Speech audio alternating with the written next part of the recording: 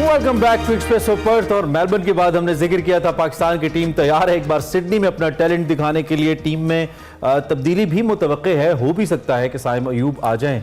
कल हम बात कर रहे थे और ये कैसा चेंज होगा, मुझे लगता है कि the kind of cricket Australia is playing एक अच्छा चेंज भी हो सकता है। लेकिन इसके साथ साथ क्या पाकिस्तान की टीम वाइट वॉश से बच सकती है? $1 मिलियन क्वेश्चन है। ये मनाजिर जो आपको दिखा रहे हैं इसमें पाकिस्तान की टीम और पाकिस्तान का कोचिंग स्टाफ आपको ट्रेन होते हुए नजर आ रहा है सिडनी। और सिडनी कितना सपोर्टिव होगा? क्या पाकिस्तान तकरीबन 30 साल के बाद पाकिस्तान की टीम कोई टेस्ट जीत सकती है ऑस्ट्रेलिया में? चांस तो सेकंड टेस्ट में भी अच्छा बना था लेकिन हमने लूज कर दिया। इसी सिचुएशन पे हमने बात करी। अब्दुल माजिद भट्टी साहब हमारे साथ मौजूद हैं, इनको खुश आमदीद कहते हैं। थैंक यू वेरी मच भट्टी साहब फॉर जॉइनिंग अस। कैसे हैं आप? ठीक ठाक हैं जी, बहुत शुक्रिया उर्मिला और इमरान आपका। अल्हम्दुलिल्लाह बिल्कुल ठीक है और एक नए टेस्ट मैच का इंतजार कर रहे हैं। भट्टी साहब, ये टेस्ट मैच का तो इंतजार कर रहे हैं, हिस्ट्री तब्दील होगी या नहीं? वैसे तो पहले 2 टेस्ट मैचेस में बड़ी मायूसी हुई है हमें, लेकिन अब तीसरे से कुछ अच्छी उम्मीद रखें हम। देखें, ये जो नई सदी शुरू हुई ना, 23वां साल खत्म हो गया बल्कि 24वां साल शुरू हो गया। तो इस सदी में तो हमने ऑस्ट्रेलिया को नहीं हराया। हमने पिछली सदी में तकरीबन कोई 28-29 साल पहले आ गए। तो उम्मीद पर दुनिया कायम है, लेकिन साइम अयूब के बारे में इतलात है कि वो खेलेंगे। अबरार जो स्पिनर पहले 2 टेस्ट मैच में अनफिट थे, नहीं खेले, उनके बारे में अब इतलात सिडनी से आ रही हैं कि वो खेलेंगे। लेकिन जाहिर है ऑस्ट्रेलिया की टीम जिस तर्ज की क्रिकेट खेलती है, मेरे ख्याल में हमें लोग ये कहते हैं कि जी आप किस तरह की बातें करते हैं। हम तो इसी सिस्टम के तहत T20 वर्ल्ड कप जीते, चैंपियंस ट्रॉफी जीते, वर्ल्ड कप जीते।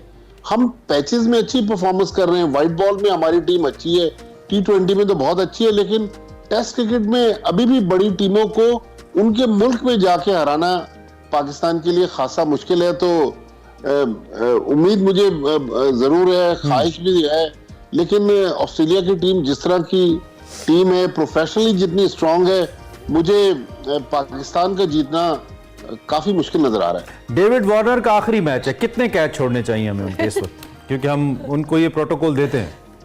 देखिए, ये फिर अब्दुल्ला शफीक बता सकते हैं। ये अच्छा, उनका बीपर लेना पड़ेगा क्योंकि हम हर बार उनका कैच छोड़ते हैं और उसके बाद बहुत पेंटिंग लगाते हैं। देखिए, अगर सेकंड टेस्ट मैच जो मेलबर्न में खेला गया उसकी अगर हम बात करें तो बहुत सारे पॉजिटिव्स थे। हमने 20 विकेटें मिली, हमारे बैट्समैन कहीं कहीं अच्छा खेले, लेकिन जहां हमने क्रंच सिचुएशन पे आके मैच लूज किया, उसमें ये जो कैचेस की आपने बात की ना, हमने पहली इनिंग में डेविड वार्नर का कैच छोड़ा, सेकंड इनिंग्स में जब 16 पर 4 आउट हो गए, मिच मार्श का कैच ड्रॉप हुआ। तो मेरे ख्याल में पाकिस्तान और ऑस्ट्रेलिया में एक बुनियादी फर्क ये है कि ऑस्ट्रेलिया एक इंपॉर्टेंट सिचुएशन पे आके मैच लूज नहीं करता। हम वहां पर हमारी ग्रिप जो है वो ढीली पड़ जाती है, तो हमें गिव अप कर देते हैं। ऑस्ट्रेलिया में बल्कि ये जो गोरे हैं, इनमें एक बच्चों को चीज जो सबसे ज्यादा सिखाई जाती है कि आपको गिव अप नहीं करना। अगर आप हार भी रहे तो आखिरी वक्त तक लड़ना है। हम लोग 6 बैट्समैन आउट होते हैं तो हिम्मत हार जाते हैं।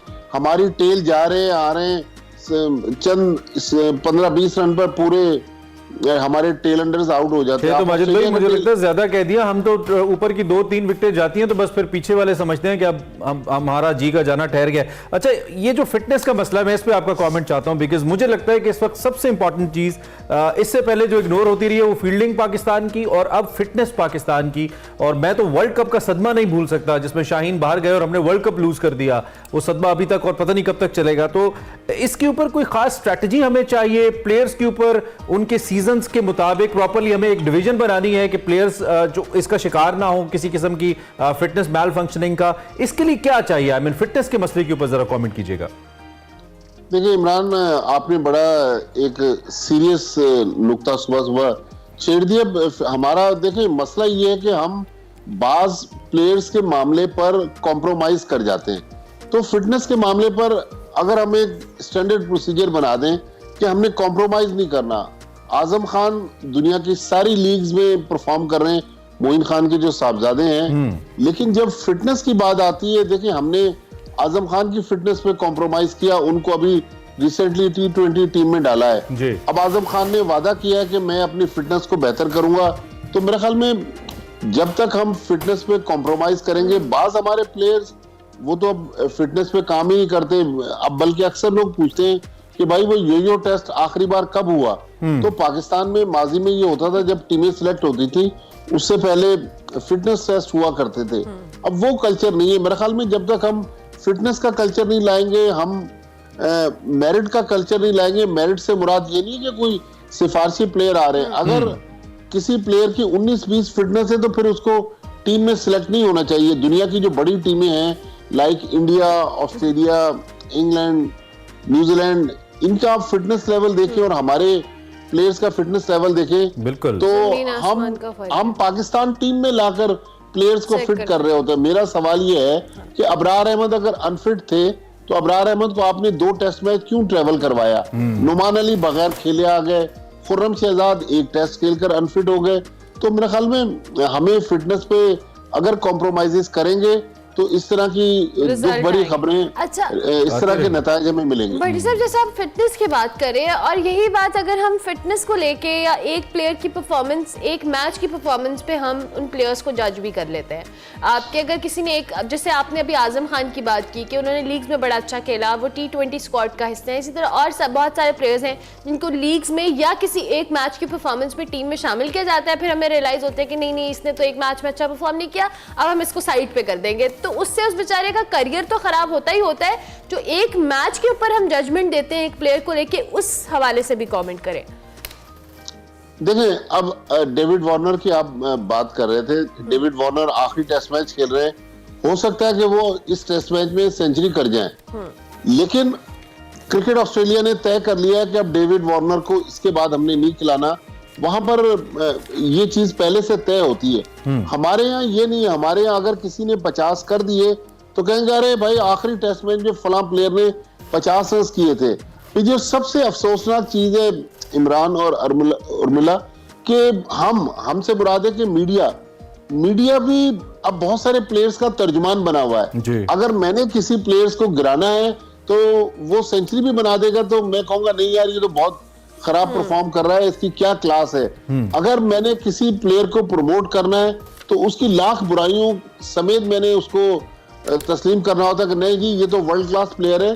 तो मीडिया को भी कहीं ना कहीं, जहां मीडिया कॉम्प्रोमाइज हो रहा है, हमें भी चाहिए कि भाई अब कॉम्प्रोमाइज ना हो, क्योंकि अगर आज पाकिस्तान की क्रिकेट है तो हम लोग भी दुनिया का टूर कर रहे हैं। हम लोग भी क्रिकेट में सुबह सवेरे टेलीविजन पर बैठे हुए तबसरे कर रहे हैं। अगर खुदा न खास्ता पाकिस्तान की क्रिकेट नीचे चली गई तो हमें भी कोई नहीं बुलाएगा। मैं एक जाते जाते एक आपको ऑन ए लाइटर नोट एक छोटा सा वाकया सुना दूं। अभी वर्ल्ड कप में पेश आया, मेहदी हसन मिराज एक प्लेयर है बांग्लादेश के, वो कलकत्ता में प्रेस कॉन्फ्रेंस में आए तो उस दिन बांग्लादेश पाकिस्तान से मैच हार गया।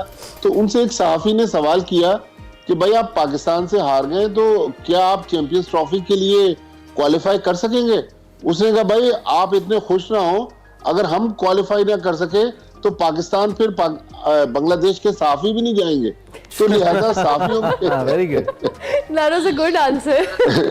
तो सहाफियों को भी सोचना पड़ेगा कि भाई हम खिलाड़ियों के तर्जुमान ना बने, हम सच को सच बोले और गलत को गलत बोले। मैं तो कहता हूं कि उन सहाफियों को सहाफी कहलाने के हवाले से भी हम उन पे सवालिया निशान रखते हैं जिस तरह के एजेंडास के साथ आते हैं। अल्हम्दुलिल्लाह इस प्रोफेशन की सीट की एक रिक्वायरमेंट है और आप अवाम के साथ अल्लाह को भी जवाब दें इसके लिए, इसमें कोई शक नहीं है। अच्छा, दूसरी जानिब अब थोड़ा सा once again getting back to Sydney, क्या स्ट्रैटेजी आप एक्सपेक्ट कर रहे हैं? पाकिस्तान क्या फिर पहले खिलाए ऑस्ट्रेलिया को टॉस जीतकर खुद खेले? किस स्ट्रैटेजी के साथ आए, किस माइंडसेट के साथ आए तो maybe we can get the results? देखिए इमरान, हमें अभी पता नहीं है कि वहां पिच कैसी है, ग्राउंड रियलिटीज क्या है, मौसम कैसा है, लेकिन पाकिस्तान को पॉजिटिव अप्रोच के साथ जाना होगा। पाकिस्तान अगर ये जहन में सवार कर ले कि पिछले 28 साल में हम 16 टेस्ट मैच हारे हैं तो 17वां भी हारेंगे तो फिर तो हम नहीं जीत सकते। मेरे ख्याल में पॉजिटिव अप्रोच के साथ जाए, जिस प्लेयर में जितना दमखम है अपना 100% देने की कोशिश करे। देखिए पाकिस्तान को एक अच्छा कप्तान मिल गया है शान मसूद की सूरत में। शान मसूद ने पिछले टेस्ट मैच में अच्छी कप्तानी की है, उन्होंने फ्रंट से लीड किया है, दोनों इनिंग्स में 50 भी किए, लेकिन शान मसूद को मेरा यही मशवरा है कि भाई 50 के बाद आपने विकेट थ्रो नहीं करनी, आपने 50 को 100 में कन्वर्ट करना है, 100 को 150 में कन्वर्ट करना है। ये जो बड़े प्लेयर थे ना, जावेद मियांदाद, जहीर अब्बास, इंजमाम उल हक, यूनुस खान, इनका यही खासा था कि ये 50 के बाद अपनी विकेटें थ्रो नहीं करते थे।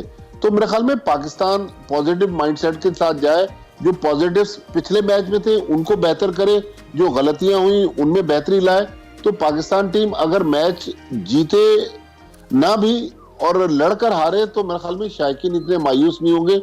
लेकिन यकतरफा जिस तरह पहला टेस्ट मैच 360 रन से हार गए, इस तरह की शिकस्त से फिर लोग दिल बर्दाश्ता हो जाते। ठीक हो गया, thank you very much. Abdul Majid Bhatti साहब हमारे साथ मौजूद थे।